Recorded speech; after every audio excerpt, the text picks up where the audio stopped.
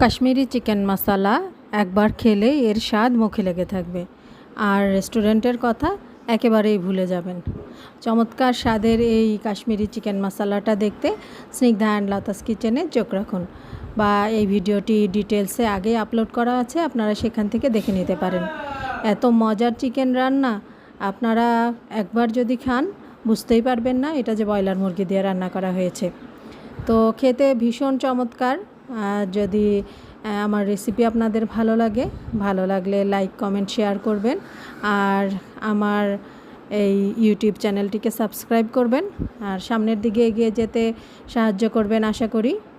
তো সবাই ভালো থাকবেন, সুস্থ থাকবেন, আমার জন্য দোয়া করবেন। আপনাদের জন্য রইল অনেক অনেক ভালোবাসা আর শুভেচ্ছা।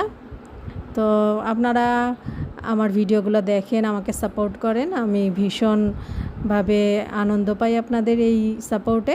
সবাই ভালো থাকবেন। আজকে এই পর্যন্তই। আল্লাহ হাফেজ।